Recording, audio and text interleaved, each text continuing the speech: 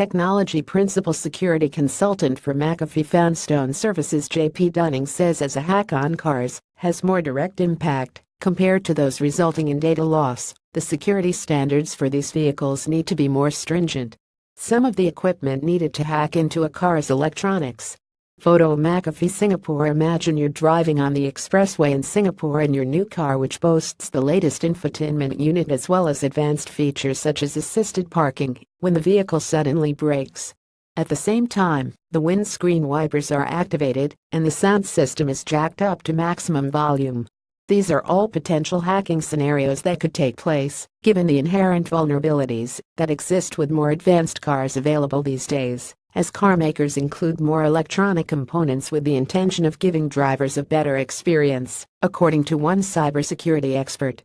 Mr. J.P. Dunning, principal security consultant for McAfee's Foundstone Services, told Channel News Asia in an interview on Thursday, September 28, that as manufacturers layer on more electric components into their cars, the level of vulnerability for these vehicles rise correspondingly. These make them an attractive target for cybercriminals who want to make their mark. Anything new in software or hardware is open to vulnerabilities, Mr. Dunning said. This is particularly so for the Internet of Things IoT environment, which refers to the connecting of devices such as fridges, lights, and, yes, cars to the Internet, as it is security immature, the threat researcher added. Even if the car maker, and its ecosystem of suppliers for various parts of the vehicle, observes good security hygiene in its production of the cars, there is possibility that third-party manufacturers in the aftercare market may not. The green panel is the controller area network CAN, which enables the car's electronic components to talk to each other, while the yellow panel is the onboard diagnostic adapter. Photo McAfee. Mr. Dunning added that standards for ensuring the security of connected cars should be way higher than that of other IoT devices, as the impact of having one's car hacked is more direct and immediate compared to data loss.